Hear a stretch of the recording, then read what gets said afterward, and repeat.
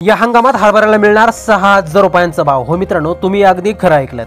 शेतकरी बंधूंनो, रब्बीचा हंगाम आता नेटकाच सुरू झालेला आहे आणि जिरायती जमिनीमध्ये सर्वात जास्त लोकप्रिय असणारं रब्बी हंगामातील पीक म्हणजे हरभरा। आणि यावर्षी हरभऱ्याला उच्चांकी दर मिळेल असा प्राथमिक अंदाज देखील बाजारभाव अभ्यासकांनी वर्तवलेला। सध्या जर बाजाराचा ट्रेंड आपण जर पाहिला तर गावठी हरभऱ्याला 53 ते 55 रुपयाच्या दरम्यान दर मिळतोय, तर जो काय डॉलर चणा आहे किंवा काबुली हरभरा आहे याला 85 ते 90 रुपयाच्या दरम्यान बाजारभाव मिळतोय।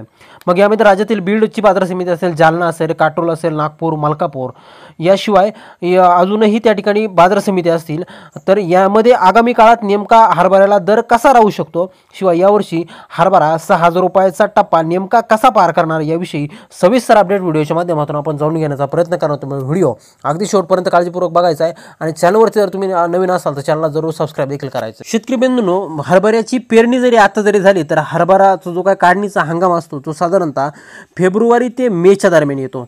मग यामध्ये दरवाढीसाठी त्या ठिकाणी आपण जर लक्षात घेतलं तर हरभऱ्याचं लागवड क्षेत्र किती आहे, यासोबतच हरभऱ्याची नेमकी आवक कशी आहे मार्केटमध्ये, यासोबत हवामान क्षेत्र कसं आहे आणि सर्वात महत्त्वाची गोष्ट म्हणजे ऑस्ट्रेलिया आणि टांझानिया सारख्या देशातून होणारी हरभऱ्याची आयात नेमकी किती होते, या सर्व गोष्टींवरती हरभऱ्याचे बाजारभाव अवलंबून असतात। याशिवाय हरभरा ही जिरायती पीक असल्यामुळे पाण्याच्या कमतरतेवरून सुद्धा त्याचं उत्पादन त्या ठिकाणी कमी अधिक होतं आणि याचा थेट परिणाम हा हरभऱ्याच्या दरावरती होतो। शेतकरी बंधूंनो, यंदाच्या हंगामामध्ये हरभऱ्याचं जे काय उत्पादन आहे ते 125 लाख टन होण्याचा अंदाज त्या ठिकाणी सरकारने लक्षात घेतला आहे। आणि यामुळं सरकारनं सुद्धा यावर्षी जो काय हरभऱ्याला हमीभाव दिला आहे तो 5,875 रुपयांचा हमीभाव दिला आहे। त्यामुळे येणाऱ्या काळामध्ये किरकोळ बाजारात सुद्धा हे दर त्या ठिकाणी 6,000 रुपयापर्यंत जाऊ शकतात असा एक अंदाज त्या ठिकाणी वर्तवला। पाठीमागच्या महिन्यामध्ये अतिवृष्टीच्या पार्श्वभूमीवरती जे काय हरभरा उत्पादक मुख्य जिल्हे आहेत तर त्या जिल्ह्यातील जे काही जमिनी आहेत त्या जमिनी त्या ठिकाणी वाहून गेल्यामुळे यावर्षी हरभऱ्याचं जे काय पेरणी क्षेत्र आहे ते त्या ठिकाणी कमी होईल असा एक अंदाज वर्तवला जातोय।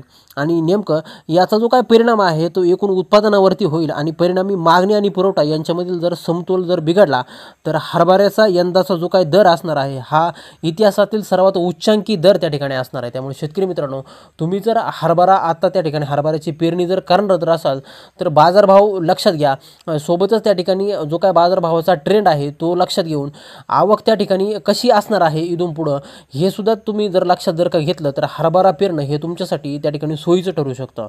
आणि ज्यावेळेस तुमचा हरभरा त्या ठिकाणी अजून 2 ते 3 महिने निघणार आहे त्यावेळेस त्या ठिकाणी बाजारभाव राहतीलच असा त्या ठिकाणी अंदाज वर्तवला जातो। त्यामुळे शेतकरी मित्रांनो, तुम्ही त्या ठिकाणी आता रब्बीच्या हंगामामध्ये हरभरा पीक हे तुमच्यासाठी एक नफा देणारं सर्वात महत्त्वाचं पीक त्या ठिकाणी ठरू शकतं।